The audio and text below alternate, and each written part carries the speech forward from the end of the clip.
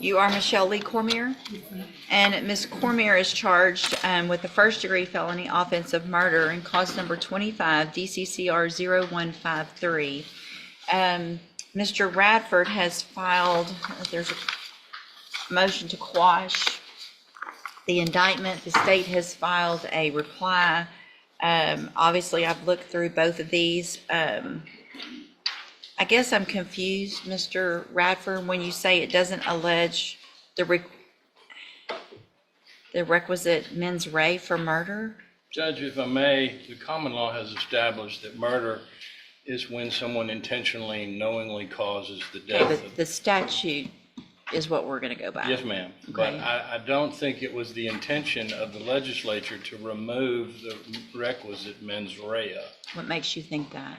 Because the common law going back 1,000 years has required murder to be intentionally and knowingly. But they've added Right. section B4, which it's a little confusing because the caption states it's 1902C, but the way it reads is the way B4 reads under 1902, which requires only knowingly, not intentional, knowingly manufactures or delivers a controlled substance included in penalty group 1B, blah, blah, blah. That's fentanyl. That's what the allegation is. And so it actually has the mens rea of knowingly deliver. I mean, it reads straight from the statute. So I'm going to deny that motion to quash. Can I Sure. just make a brief argument? Yeah. Under this indictment, under the way that it's pled, if a doctor gives a patient fentanyl and that patient dies, then that doctor can be charged with murder even though he did not intentionally or knowingly. Well, there's an exception. The next C, except as provided, well, where was it? I saw this. It is a defense to the prosecution under section B4, which is our section, that the actor's conduct in manufacturing or delivering was authorized under chapter 481 Health and Safety Code or state or federal law, which I think would be the medical purposes. So there's an exception. Is it my understanding then, is the court of the opinion that the state must prove that my client knowingly delivered fentanyl to an individual? That's what the law says, and that's what the indictment says. I- Did then and there knowingly deliver a controlled substance, namely fentanyl. All right, guys, this case explodes into the courtroom with heavy stakes from the very first second. Michelle Lee Cormier stands charged with first-degree felony murder, a charge tied not to a weapon, but to fentanyl. The courtroom debate isn't emotional, it's surgical. Defense attorneys argue intent, centuries of common law, and the meaning of knowingly. The judge cuts through the noise, focusing strictly on the statute. If fentanyl was knowingly delivered and death followed, the law speaks. The motion to quash? Denied. And that Shelby Irvin died as a result of ingesting and inhaling that into her body. So that it's the opinion of the court that Ms. Cormier must have the requisite knowledge that she was giving her fentanyl? I think that's- Here. I think Go ahead. what Mr. Radford's trying to do is box the court in here. I'm not gonna- My interpretation of the statute is just knowingly deliver a controlled substance. And that controlled substance, if it contains fentanyl, is enough for her to be guilty of this offense. If it contains fentanyl and causes the death of a person, then that gets us to murder. well, I think that's going to be another whole question because it's specific that It it's says knowingly to knowingly deliver a controlled substance, namely fentanyl. So I think that's going to come down to maybe a jury question. I don't think I'm not going to make that decision. That's not Right. I mean, that's just an element of the offense. So I the would- motion to quash is denied. Yes, ma'am, I would submit that the statute is unconstitutional as drafted. Okay. I'm not going to find the statute. I understand. I'm going to follow it as written. Yes, ma'am. All right, so that's denied. Hold on just a second. Mr. Radford has also filed a motion to reduce the bond. Do you plan on calling your Yes, ma'am. client? Ma'am, the best you can, raise your right hand. Do you swear or affirm the testimony you're going to give in this hearing will be the truth, the whole truth, and nothing but the truth, so help you God? Yes, ma'am. Thank you. You may proceed. For the purposes of the hearing, this hearing only, we call Michelle Cormier on the issue of bond reduction. Can you state your name? Just so you know, once she's under, I mean, I don't let anybody go far, but if she's under oath, and I am allowed to take into consideration some of the underlying facts of the case. Yes, ma'am. We won't go far, but just don't want you to think that can't go there at all. Yes, ma'am. I Okay. understand. Can you state your name for the record? Michelle Lee Cormier. And you are the defendant in this case, is this correct? Yes, sir. And your bond is currently set at $500,000, is that correct? Yes, sir. Can you afford a $500,000 bond? Yes, sir. Do you have assets in your name that you could liquidate to make a bond? My family does. Your family Yes. can help you? Have you talked to your family about possibly helping you with a bond? Yes, sir. Now listen closely, because this is where it gets dangerous. The defense raises a chilling hypothetical: could a doctor be charged with murder if fentanyl causes death? The judge points to statutory exceptions, medical authorization, and legal boundaries. But the core issue remains brutal and simple: knowledge. Did the accused knowingly deliver fentanyl? That single word becomes the backbone of a murder charge. The court refuses to rewrite the law, refuses to soften it. This isn't philosophy anymore, it's prosecution reality. And how much, what kind of bond do you think your family can come up with? 100,000 or less. 100. That's what all of them have told me. 100,000, you think they can make a $100,000 bond? Would it assist your case in the presentation of your defense if you were bonded out and could assist me in working on your case? Yes, sir. Where were you born? I was born in Beaumont, Texas. Okay, have you lived here how long? I've been back down in this area since I was 13 years old, so. So you pretty much lived here your whole life? Yes, sir. And you have family in this area? Yes, sir. Jasper area, my aunt here in Beaumont. Where would you live if you made bond? The Golden Triangle, Beaumont, or Bader. Who would you live with? My aunt, my 83-year-old aunt that comes and sees me, or my son and his grandma in Bader. My aunt lives here in Beaumont, off a major drive.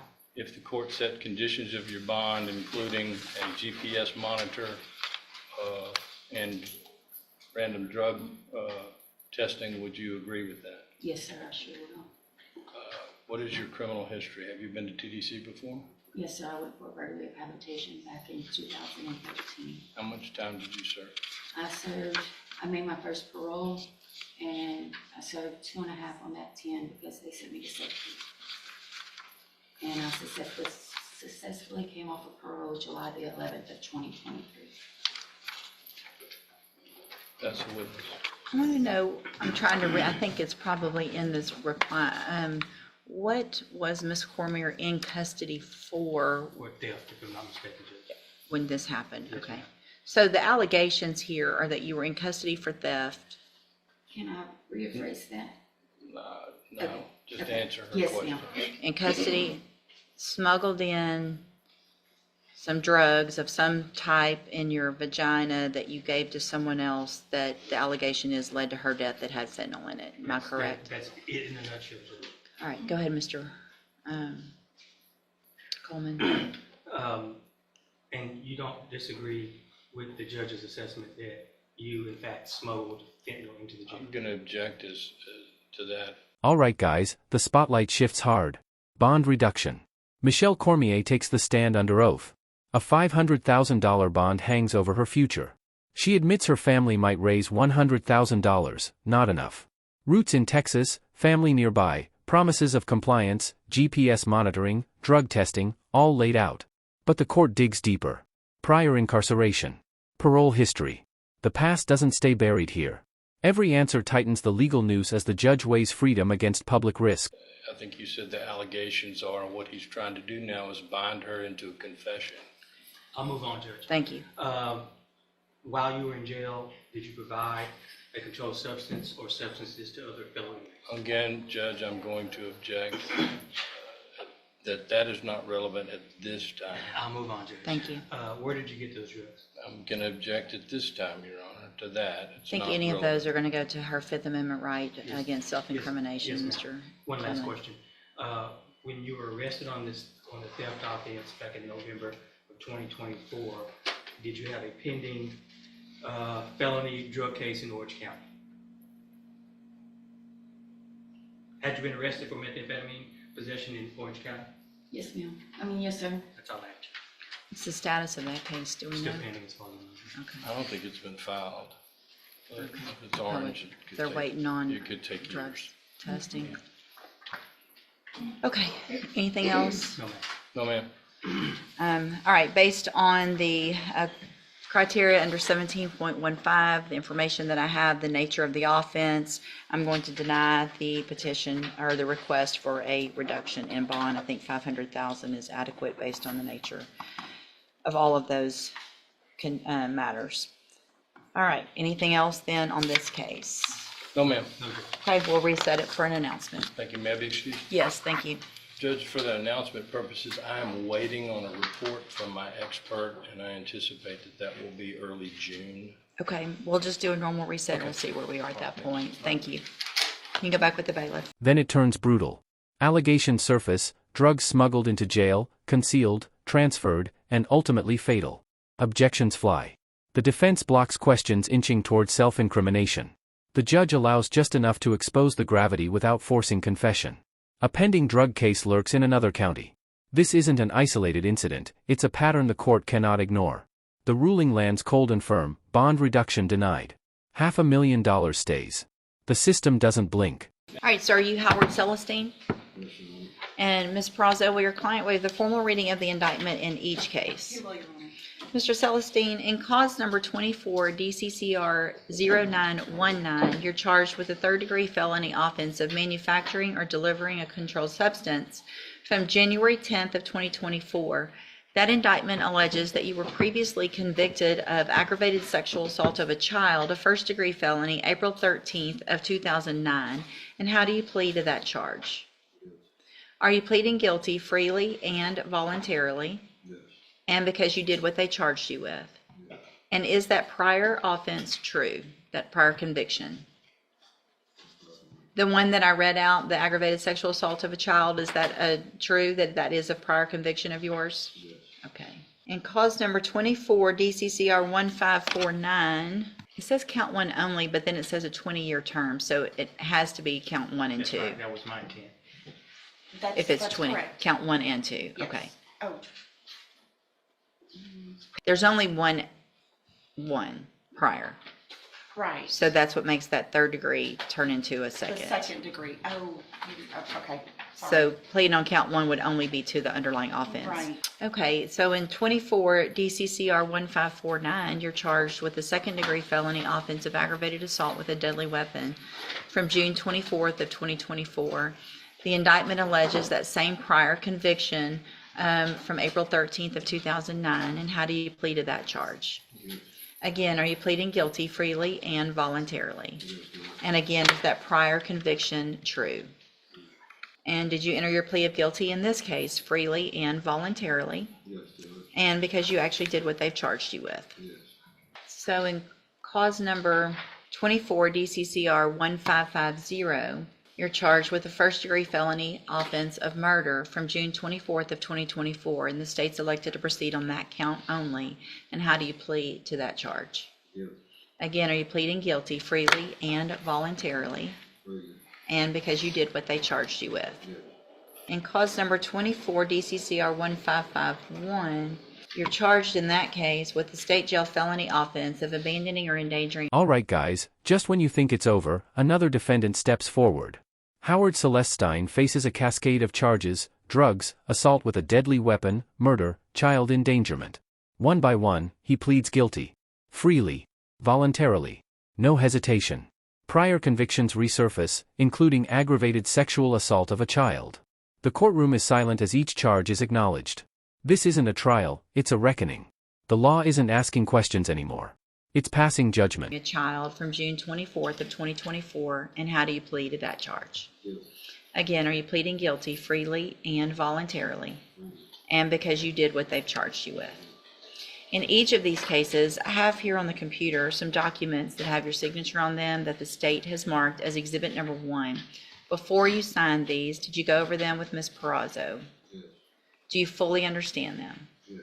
And do you understand if I follow the agreements that you've reached with the district attorney, you'll be waiving or giving up any right to appeal? Yes. Do you also understand, if you're not a U.S. citizen, that a plea of guilty or no contest may result in your deportation, exclusion from admission to the country, or denial of naturalization under federal law? Yes. State tenders number 1 in each case. No objection. It's admitted in each case. Is there any evidence that Mr. Celestine is not competent? No, Your Honor. All right, sir, in each of your cases, I'm going to find that you entered your pleas of guilty and true in the cases that you did freely and voluntarily.